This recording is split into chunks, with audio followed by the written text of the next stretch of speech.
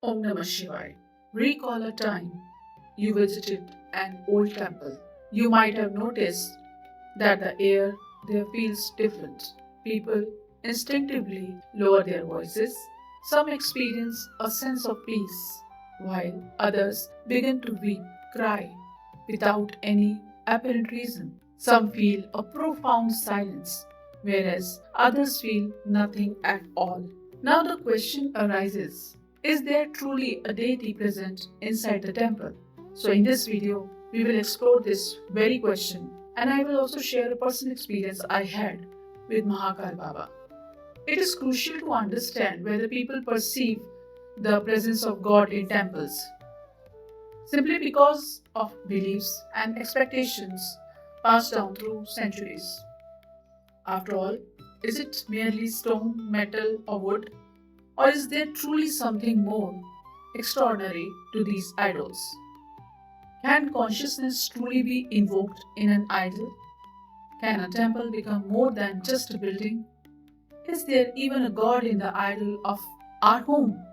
So today we will discuss one of the oldest and most interesting concepts in Sanatana Dharma. How does a temple become the abode of a deity? So let's understand all aspects of this, including scriptures, philosophy, customs, historical accounts, and what modern science says and doesn't say. Does Hinduism say that God resides only in temples? Before we proceed further, let's clear up a common misconception. According to Upanishads, God is not confined to temples. God is omnipresent, and the Isha Upanishad begins with the famous statement Ishvasya Ishavasyam idam sarvam yat kinch jagatyam jagat. That means everything that moves in this universe is pervaded by God, the Shakti. Similarly, Bhagavad Gita 9.4 states, by me, in my unmanifested form, this universe is pervaded. So if God is omnipresent, why? Why should we build temples? This is a very good and important question that arises even in logical minds. Now imagine sunlight. Sunlight permeates the earth. Now take a magnifying glass. Suddenly the scattered sunlight becomes so concentrated that it ignites a piece of paper. The sunlight was not created, it was already there. It was present, it was omnipresent, and it was focused.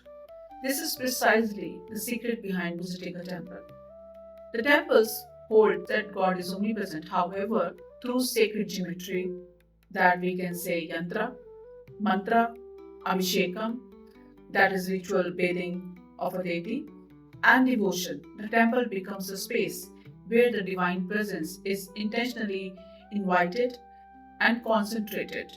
This whole process of these different steps is called Pran Pratiṣṭha, the ritual that took place at the Sri Ram Mandir Ayodhya also, that I have already mentioned in one of the videos. Certain scriptures such as Srimad Bhagavatam 11.27 describe the worship of the deity in a specific form, that is called Archa Avatara, and teach that the Supreme Lord can be worshipped through idols consecrated according to prescribed rituals. And the Bhagavad Gita 4.11 states, as people approach me, I reciprocate with them in the same manner.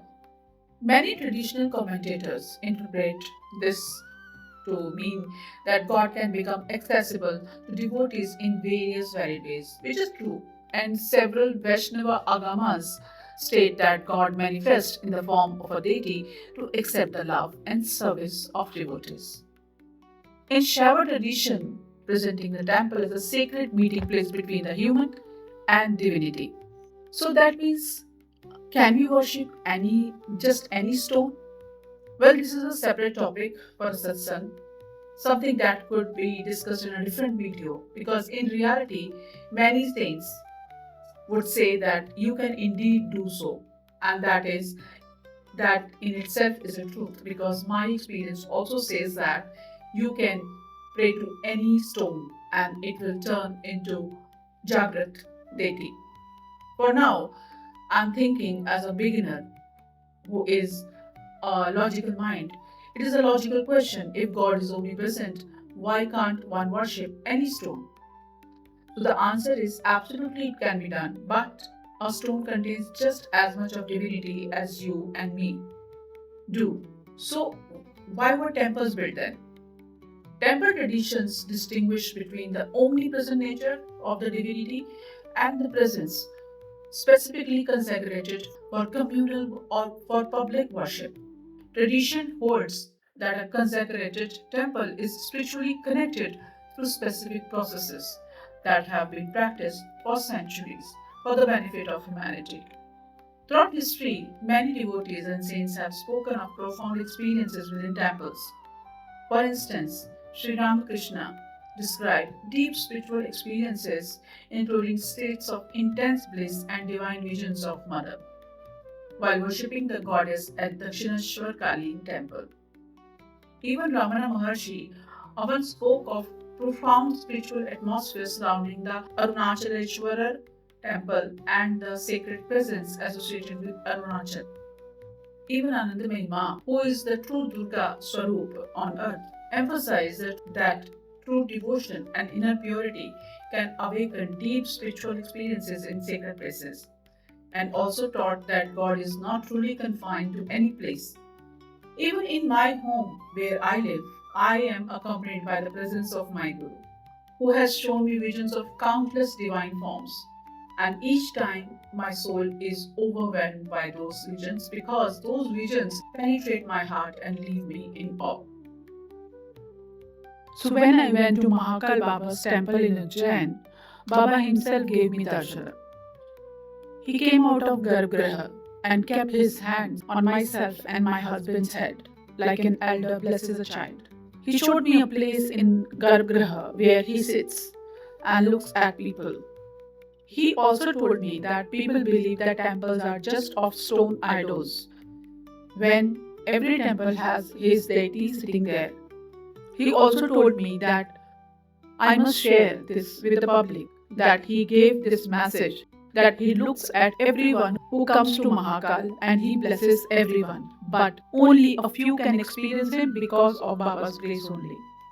I have also seen the same vision in Govind Dev Ji's temple in Jaipur, Rajasthan, where during Aarti, Govind Dev Ji is worshipped by many invisible saints and devatas.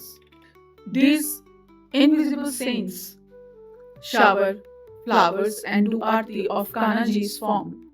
At this temple, before the Aarti begins, there are three pigeons who come to fly over and around Sangat, who is none other than Kanaji, Balramji, and Subhadrama. This was also the vision showed to me. This is just one experience I am sharing here. There are many more experiences like that. Some experiences are in physical, sometimes experiences are in spiritual. These matters hold significance within their respective traditions, yet they represent personal spiritual experiences rather than evidence delivered from a laboratory. So, what does science say about it? Can science measure whether or not a deity has entered a temple? At present, maybe not. Science studies phenomena that can be observed, measured, and repeatedly tested. Questions such as has consciousness entered this idol or has a divine presence been invoked in the idol cannot currently be examined using standard scientific methods, whether it's qualitative or quantitative. However, science has studied related areas. People who pray or meditate in a sacred setting often show changes in their stress levels, mindsets, mind waves, attention, emotional control, and sense of connection. These findings tell us something about the human experience, but mostly are into the qualitative state of measurement. They do not prove that a deity is actually present. It is important to understand this distinction. So, why do some people feel nothing? This is another honest question. If a deity exists, why doesn't everyone sense it? Temple traditions offer several answers to this. One explanation is that every individual possesses a different level of inner receptivity, the capacity to perceive things, and that's a major contributing factor to experience any darshanas. Another is that expectations. One's state of mind and the nature of one's attention also influence the experience. Sometimes the experience is there, but we are not ready to experience it. A skeptic mind explains this difference from a psychological perspective also, while a devotee might interpret it spiritually. It is also essential to understand that both explanations before deciding whether to accept or reject them. A temple is not merely a building. It's a deliberately designed medium between human consciousness and sacredness or divinity, making access to God easier to humans. Ancient temple architectures weaves geometry, sound, rituals, symbols, and community into a single experience. Even some temples practice these things today. Without these temples won't be that source of power or divinity. Whether that experience is considered a divine presence, a psychological transformation, or a combination of both depends on one's perspective. In my personal experience, the temple is an awakening state where you are called when it is time to connect with the energy of that deity. And when that state has awakened within you, because the cosmos is within you, outside is just the illusion. Just as one cannot visit Mahakal until the call comes from Baba, and even if one does go, one returns empty handed because the time simply wasn't right for that person or the person is not receptive at all. So, do deities truly reside in temples? Again, the question arises. According to Hindu scriptures, temple traditions, and the personal experiences that I have just shared with you, God is indeed present in every temple. However, you can truly sense His presence where there is focused energy of deity, an energy that can only be established through the ritual of Pran Pratiṣṭha.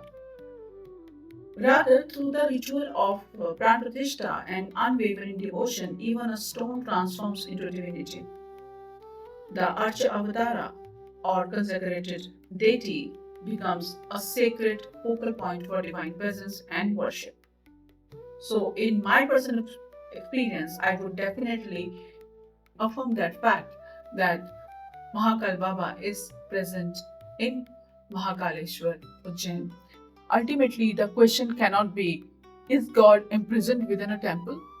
The answer to this question in the scriptures is always no. Instead, the deeper question could be, can a temple become a place where the human mind and heart can become more receptive to the divine power? Share your thoughts with us on this truth of Sanatan Dharma. Stay tuned for the next video. Om Namah Shivaya.